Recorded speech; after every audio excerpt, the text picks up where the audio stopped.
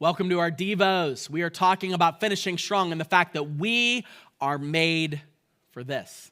We were made for certain things. We were made for certain adversities. We were made to withstand, to endure. And today I want to tell you a principle that I think about every single time I give to the church, every single time I give of my time, every single time I see somebody that's sacrificing. This is what pops into my mind. We were made to sacrifice. Now, that sacrifice looks different for every single person.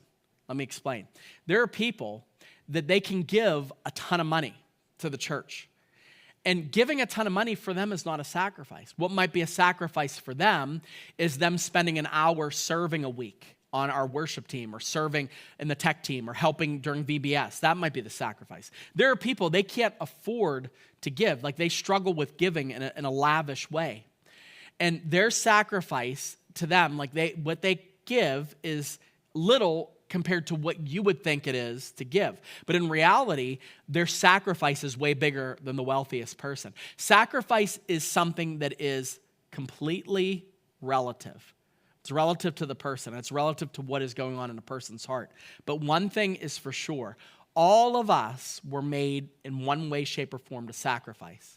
It starts with our denial of self. What did Jesus say in Luke chapter 9? He says, if any would come after me, let him deny himself, pick up his cross, and follow me daily, right?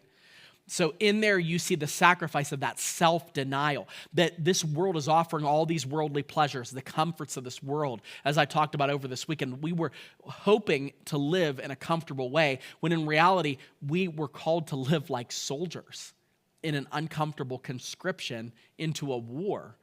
That doesn't mean that we are constantly causing drama and battling, but what it means is we have to be battle ready and tested through the faith that Christ commands. One of those implications is that we sacrifice the way Jesus did.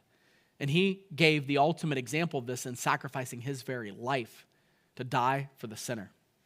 It says in Romans chapter 12, verse 1, he says, present your bodies as a living sacrifice, holy and acceptable to God, which is your spiritual worship. This is a holy sacrifice. It's a reasonable sacrifice that all that you are, God's not just concerned about your money. He's concerned about all that you are. I think about, I was talking to one of our pastors this week, one of our elders, and we were talking about Pastor Mike and his leadership, and we were talking about the things he said about the church's succession and eventually me pastoring the church, and there's going to come a time when he's not going to be in the front as much. And I said, he and I, when it comes to who we are, there's a lot of differences in how we manage and how we do things. And the elder that I was talking to in a nice way said, listen, one thing we have to keep in mind, no matter what, none of us, including you, he was talking to me, he's like, none of us could have done what he did on this hill. None of us. And I mean that to this day. I will look at the things that he and Carol sacrificed from the moment that their kids were born, coming up here, living in a travel trailer to start while they're in college, then living in a shack that his grandfather owned and having to pay rent and not having running water. And he's doing this while he's knocking on doors 9 hours a day. I couldn't do that. I couldn't even fathom it.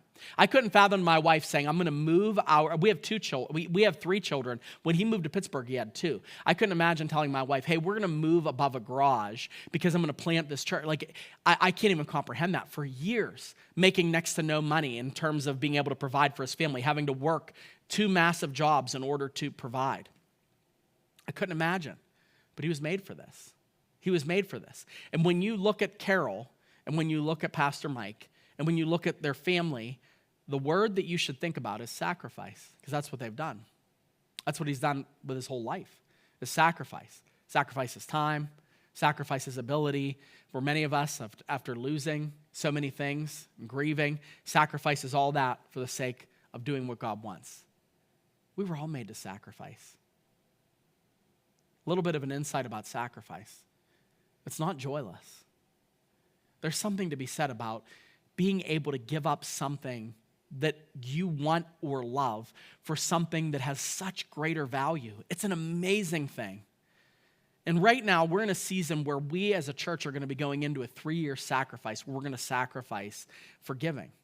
And we're going to sacrifice to finish this project strong. My wife and I are into it, and we did it the first time, and we're going to do it again because we're excited, because we know what's going to happen. We're going to be way more blessed by the ability that we have to sacrifice than the church ever will be by the little that we can give in order to help with this massive project that God himself has orchestrated.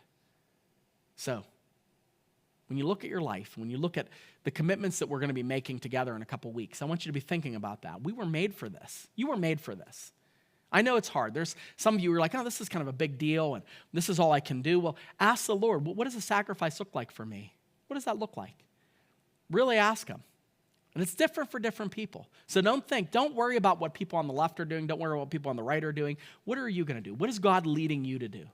And one thing's for sure, no matter what, whoever we are, no matter what we're doing, God has called all of us in one way, shape, or form to sacrifice.